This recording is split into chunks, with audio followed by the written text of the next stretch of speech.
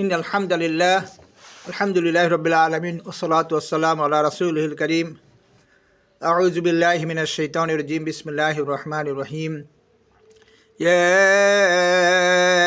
আইয়ুহাল্লাযীনা আমানু আতিউল্লাহা ওয়া আতিউর রাসূল ওয়া উলিল আমরি মিনকুম ফাইন তানাজাতুম ফি শাইইন ফারুদ্দুহু ইলাল্লাহি ওয়ার রাসূলি ইন কুনতুম তু'মিনুনা বিল্লাহি ওয়াল ইয়াউমিল আখির যালিকা খায়রুন ওয়া আহসানু তা'বীলা।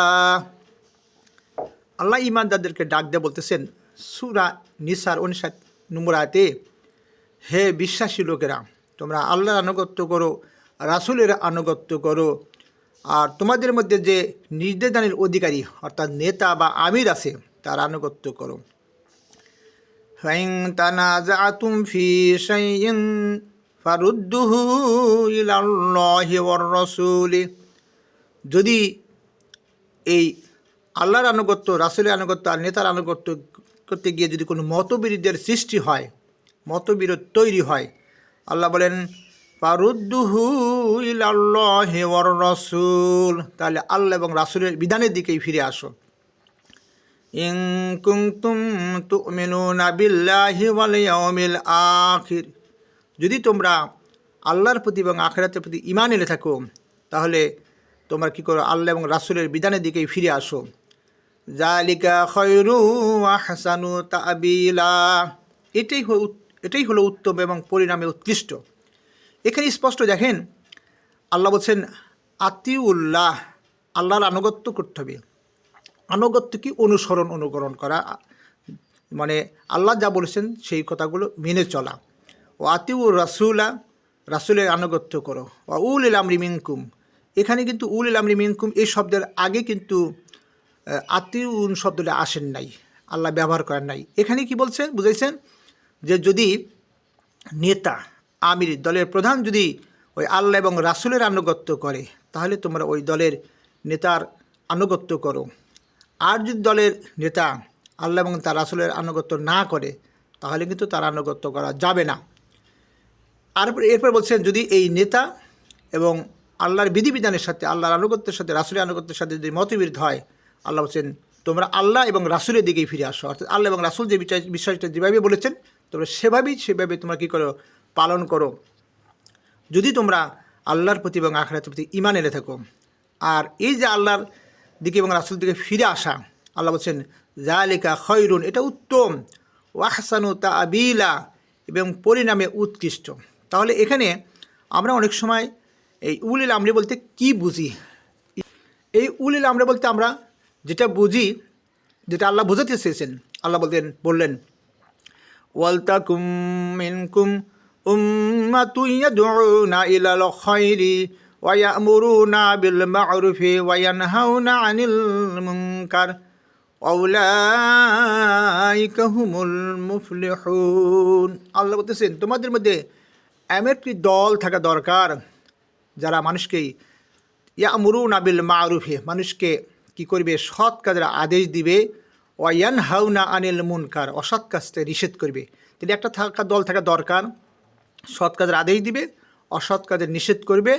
ওয়া উলাইকা হুমুল মুফলিহুন, এবং এরাই হলো সফল কাম। তাহলে একটা দল থাকতেই হবে। এই দলের যিনি প্রধান তিনিই হলেন উলিল আমরি। এই লোকের আনুগত্য করতে হবে। যদি তিনি আল্লাহ এবং রাসূলের বিধান অনুসারে আনুগত্যের আদেশ দেন, আল্লাহ রাসূলের বিধানের কোনো আদেশ দেন, তাহলে এই লোকের আনুগত্য, এই ব্যক্তির আনুগত্য করা ফরজ। তাহলে আমরা অনেক সময় কি করি, আমরা অনেক সময় ভুল মনে করে থাকি, ভুল হিসেবে জানি। ওয়া উলিল আমরি মিনকুম বলতে আমরা ইমাম আজম আবু হানিফার আনুগত্য বুঝি। আমরা অনেকে দলিল পেশ করি। আমরা অনেক সময় কি করি, আমরা ইমাম শাফিকে তার আনুগত্য করতে হবে, আমরা এটা মনে করি। ইমাম আহমদ, ইমাম মুহাম্মদ, ইমাম ইউসুফ তাদের আনুগত্য করতে হবে, এটা আমরা মনে করি। হ্যাঁ, তারা ভালো মানুষ, আল্লাহ তাদেরকে জান্নাত নসিব করুন। এর দ্বারা কিন্তু তাদেরকে বোঝানো হয় নাই। ইয়াদা উলিল আমরি মিনকুম মানে কিয়ামত পর্যন্ত যত ইসলামী দল থাকবে যত সংগঠন থাকবে যারা মানুষকে আল্লাহর দিকে আহ্বান করবে, সৎ কাজের আদেশ দিবে, অসৎ কাজের নিষেধ করবে, নিজেরাও সৎ কাজ করবে, আখেরাত পরকালকে আল্লাহকে বিশ্বাস করবে, এই দলে যিনি আমির থাকবেন, প্রধান থাকবেন, তারই আনুগত্য করতে হবে। এইভাবে সেটাই কিন্তু স্পষ্ট করে। এরপর দেখেন এখানে এই সূরার মধ্যে, সূরা নিসার ৬৯ নম্বর আয়াতে আল্লাহ সুন্দর করে বলেছেন, ওমাই ইউতিউল্লাহা ওয়ার রাসূলা ফাউলাইকা মাআল্লাযীনা আন'আমাল্লাহু আলাইহিম মিনান নাবিয়্যিনা ওয়াস-সিদ্দীকিনা ওয়াশ-শুহাদাই ওয়াস-সালিহিনা ওয়া হাসুনা উলাইকা রাফীকা। আল্লাহ শুনতে বলছে, ওমাই ইউতিউল্লাহা ওয়ার রাসূলা, যে ব্যক্তি আল্লাহ এবং তার রাসূলের আনুগত্য করবে, এখানে কিন্তু নেতার কথা নেই। ফাউলাইকা মাআল্লাযীনা আন'আমাল্লাহু আলাইহিম, এখানে আল্লাহ বলছেন যারা আল্লাহ ও রাসূলের আনুগত্য করবে তারা নবী সত্যবাদী, শহীদ ও সৎকর্মপরায়ণদের সঙ্গী হবে। সুবহানাল্লাহ। এরপর বলছেন যাদের উপর আল্লাহ নিয়ামত দান করেছেন এবং তারা কতই না উত্তম সঙ্গী। সুবহানাল্লাহ।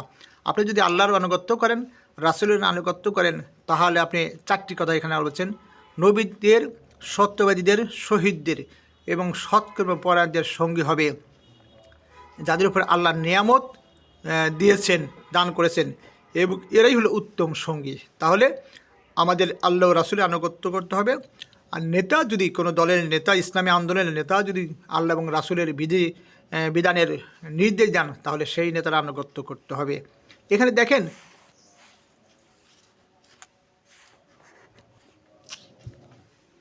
দেখেন আনুগত্য মূলত শুধু আল্লাহর জন্য। এখানে রাসূল যদি কী করে, আল্লাহর বিধিবিধানের আদেশ দেন, তাহলে রাসূলের আনুগত্য করতে হবে। আর রাসূল যদি আল্লাহর বিধিবিধানের আদেশ না দেন, তাহলে রাসূলের আনুগত্য করা যাবে না। অতটা ভুল বুঝবেন না, ভালো বুঝতে হবে। আল্লাহ সূরা ইমরানের 31 থেকে 32 বলছেন, কুল আতিউল্লাহা ওয়ার রাসূল, রাসূল আপনি বলে দিন তোমরা আল্লাহর আনুগত্য করো, আর রাসূল এবং রাসূলের। এখানে রাসূলের আগেও কিন্তু আনুগত্য শব্দটা আনা হয়নি। তাহলে আনুগত্য মূলত আল্লাহর। আতিউল্লাহ, রাসূল কিন্তু সারা জীবন আল্লাহরই আনুগত্য করেছেন। আর রাসূল যেহেতু আল্লাহর আনুগত্য করেছেন, আর আল্লাহ যেহেতু রাসূলের আনুগত্যের কথা বলেছেন, তাই রাসূলের আনুগত্য করতে হবে। তাই আল্লাহ বলেন, কুল আতিউল্লাহা ওয়ার রাসূল, তোমরা রাসূল আপনি বলে দিন তোমরা আল্লাহর আনুগত্য করো, আর রাসূল। আর আল্লাহ বলছেন অন্য জায়গায়, আবুদুনি হাযা সিরাতুম মুস্তাকিম, তোমরা আমার আনুগত্য করো, আমার ইবাদত করো, এটাই হলো সিরাতুল মুস্তাকিম। রাসূল সাল্লাল্লাহু আলাইহি ওয়াসাল্লাম কিন্তু সারা জীবনে আল্লাহরই ইবাদত করেছেন, আল্লাহরই আনুগত্য করেছেন। এই যে রাসূলের আনুগত্য করতে হবে। তাহলে ফাইন তাওয়াল্লাউ, যদি তোমরা মুখ ফিরে নাও, ওই যে আল্লাহর আনুগত্য এবং রাসূলের আনুগত্য থেকে মুখ ফিরে নাও, ফাইন্নাল্লাহা লা ইউহিব্বুল কাফিরিন, যদি মুখ ফিরে নাও, ফাইন্নাল্লাহ, নিশ্চয় আল্লাহ, লা ইউহিব্বুল কাফিরিন, আল্লাহ কাফেরদেরকে ভালোবাসেন না। এখানে কিন্তু আল্লাহ যে জিনিসটা বোঝাতে চেয়েছেন, যদি আল্লাহ এবং রাসূলের আনুগত্য না করা যায় সে কাফের, আর এই কাফেরদেরকে আল্লাহ ভালোবাসেন না। এখানে তাই বলছেন, কারণ এতে সে ফাইন তাওয়াল্লাউ, যদি তোমরা মুখ ফিরে নাও, আনুগত্য থেকে হাত গুটিয়ে নাও, ফাইন্নাল্লাহ, নিশ্চয় আল্লাহ, লা ইউহিব্বুল কাফিরিন, আল্লাহ কাফেরদেরকে ভালোবাসেন না। এখানে আমরা বুঝলাম আল্লাহ ও রাসূলের আনুগত্য থেকে মুখ ফিরায় নিলেই সে কাফের, আর আল্লাহ কাফেরদেরকে ভালোবাসেন না।